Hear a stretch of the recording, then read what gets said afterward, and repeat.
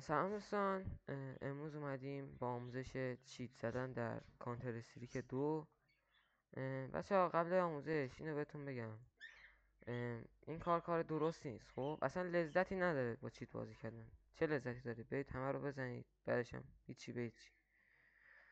من اینو برای موقعی پیشنهاد میکنم که مثلا یه چیتر هست داخل بازی، بعد کیکش نمیدن، بعد شما فشاری میشی میری اون چیتو میزنی، تمام شده رفت. این برنامه که فایلش داخل چنل دیسکوردمون میذارم، با این برنامه چیت CS2 و کل بازی دیگر رو دارید. الان بهتون نشون میدم.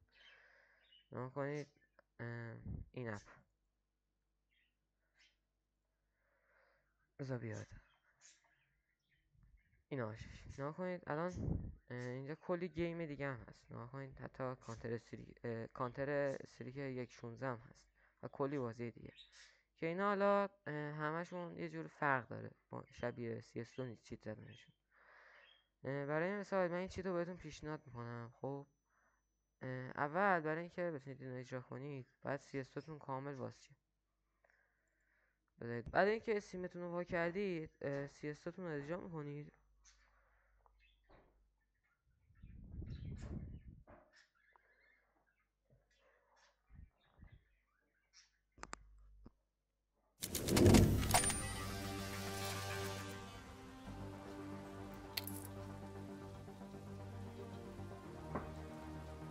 خب بعد اینکه CS2 تون اجرا شد، وارد برنامه میشید. این چیتی که بهتون گفتم رو انتخاب میکنید یا هر چیزی که دوست داشتید. لانچ رو میزنید. حالا صبر کنیم یه خورده. خب بعد اینکه اجرا کردید یه همچین گزینه‌ای براتون میاد، اوکی رو میزنید و تمام. فقط یه نکته، اینجا که لانچ رو میزنید شما برای اولین بار 2 تا گزینه واسهتون میاد.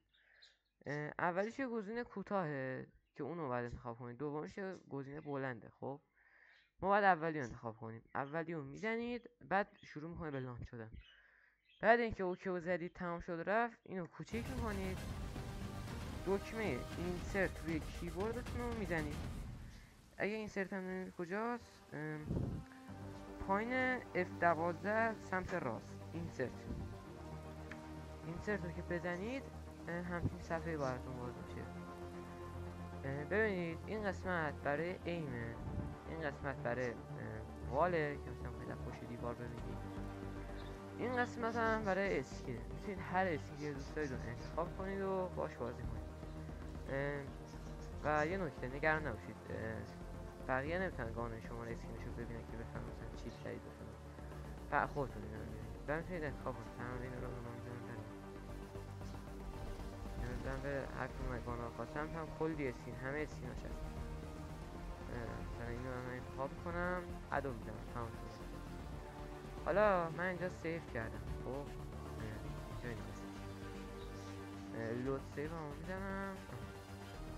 الان تنظیماتی که زدم برگشت. خب اینجا کلی گان هست. خب پیستول مثلا، رایفل، اسنایپر، اینم برای دیزرت کنم. تک تک اینا رو شما میاید یه دونه راست کلیک میزنید روی این قسمت، بعد درجه تنظیم کنید. خب دیگه آخر ببرید، خب مثلا آسان ناکنید بزنید به طرف مورد. این از اینا هم همینطور، اینا هم با راست کلیک کنید. این هم همینطور. این هم تریگر باته، مثلا میتونید اینو تنظیم کنید. مثلا یه دکمه رو مثلا میزنید، انتخاب کنید اینجا مثلا این. وقتی شما مثلا من رو عوض دکمه رو وقتی شما نگه دارید، خب مثلا اینجا خط گرفتید، طرف بیاد خودش شلیک میکنه. دیگه نیاز نیست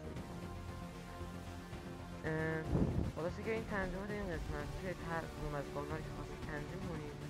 اینم برای چیزه اینه که اینا رو ترجیحاً همه رو روشن کنید، اینو خاموش کنید، خیلی بهتره. بعد طرف میگید دیگه اگه میخواید جونمونش رو ببینید اینا رو همه رو خاموش کنید، اینو روشن کنید. اینجا هم که اسکین بهتون گفتم. اینجا هم یه سری چیز هستش، اینا رو به هیچ وجه بهش دست نزنید. خب چون میفهمن و تمام کنید بازی میبنده کلا. اگه اینا رو روشن کنید. فقط یه گزینش هست که کار میکنه، اینم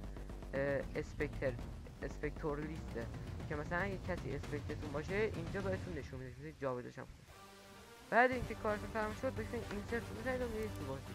حالا الان بهتون گیم پلیش هم بهتون نشون میده. کنم این با دیگه میگیرم یه خورده بالا میگرده میزنم، ولی بند داره بچه، نمیگم بند نداره. اگه بازی کنه میفهمن و بندتون